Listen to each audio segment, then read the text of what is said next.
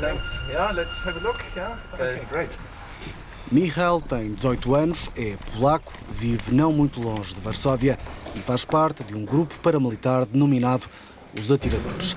Está longe de ser um caso isolado. Tal como muitos outros jovens, Michał diz sentir que a Polónia não está segura depois de a Rússia ter anexado a Crimeia e do leste da Ucrânia ter mergulhado num conflito devastador. O número de polacos que se voluntariou para aderir a treinos paramilitares não para de aumentar. Os exercícios são feitos com réplicas de armas. Michał possui uma arma verdadeira escondida na cave de sua casa. Neste momento, prepara-se para passar mais um fim de semana numa simulação de conflito.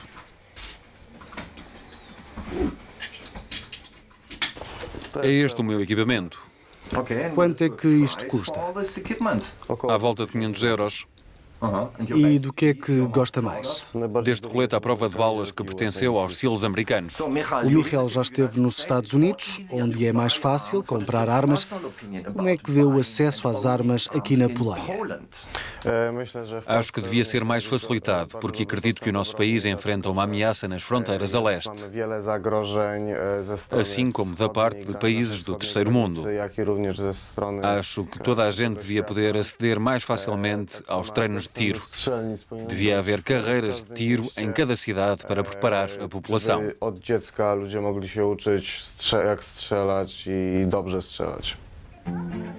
Os exercícios decorrem numa floresta que serve normalmente de parque de campismo. Na verdade, o governo polaco decidiu criar uma força de defesa territorial em forma de milícias para ajudar a proteger o país de uma eventual invasão. A ideia é formar até 2023 uma reserva de 53 mil unidades que possa complementar os cerca de 100 mil militares que existem hoje em dia nas Forças Armadas polacas. A questão lançou o debate entre os polacos. Que tipo de armamento devem receber cidadãos comuns com treino paramilitar? Que implicações têm as milícias para a estruturação da segurança no país e no âmbito da NATO? Vamos dar uma volta de drone para ter uma visão mais alargada da situação. A verdade é que o governo pretende que estes voluntários paramilitares venham a integrar a futura força territorial. No total, prevê-se um investimento de cerca de 800 milhões de euros. Em que, segundo uma fonte militar, em equipamento diverso, como espingardas, mas também mísseis antiaéreos e drones. Pedimos a Michał para especificar a ameaça que motiva tudo isto. A grande ameaça à Polónia é a Rússia e Putin.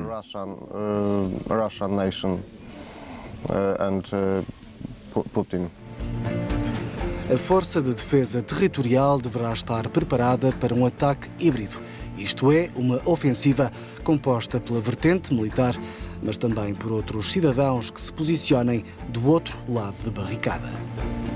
No entanto, no caso da Polónia, a existência de minorias russas não é expressiva.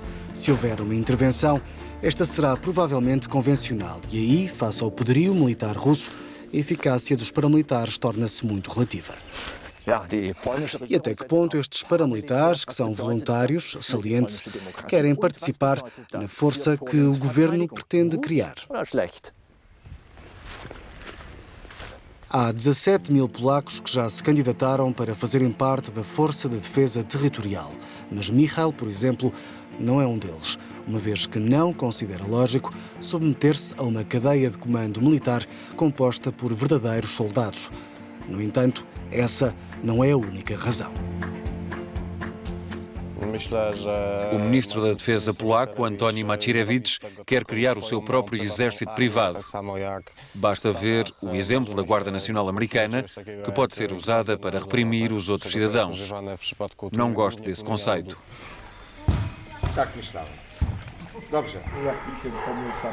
O comandante do grupo de Michał é um antigo soldado que recusou a proposta do Ministério da Defesa para estruturar a Força de Defesa Territorial nesta região.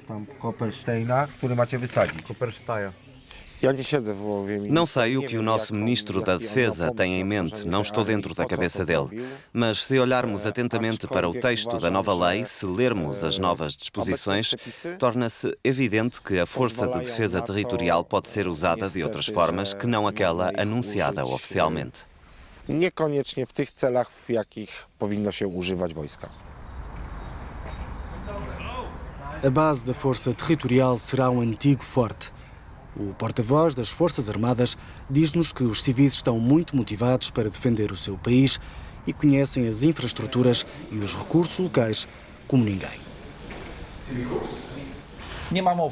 Não existe qualquer risco que a Força de Defesa Territorial venha a ser utilizada contra os cidadãos polacos.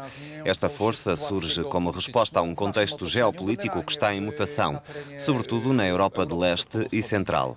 Nós não somos o único país a conceber esta ideia. Os primeiros a adotá-la foram a Suíça e os países escandinavos. Mas há muitos outros que também o fizeram, como os Estados Bálticos, a Roménia, a Bulgária. Fomos ao encontro de uma voz particularmente representativa da oposição, o antigo Ministro da Defesa, Tomasz Siemoniak, que olha para esta ideia como um enorme desperdício de dinheiro, desfasado da realidade do século XXI e da necessidade de proteger o país contra o ciberterrorismo, por exemplo.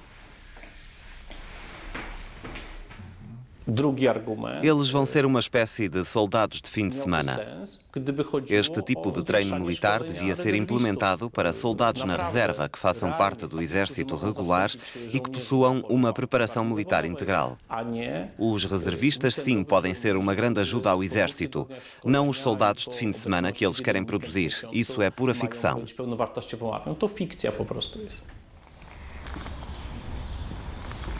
Outra voz crítica é a de Sławomir Sierakowski, um analista político que denuncia o caráter eleitoralista deste projeto.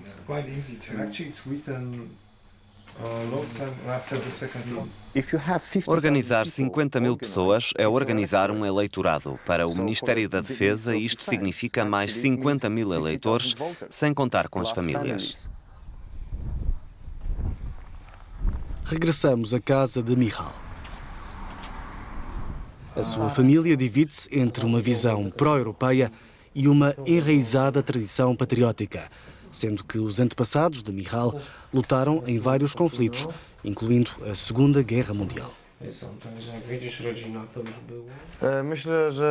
Decidi juntar-me aos atiradores por causa da história da minha família.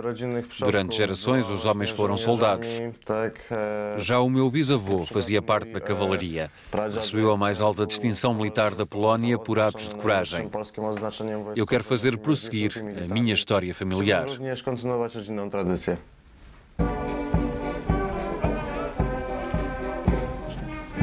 O sonho de Michal é tornar-se médico militar. Entretanto, ele e o resto dos atiradores sustentam a mensagem de unidos perante qualquer agressão.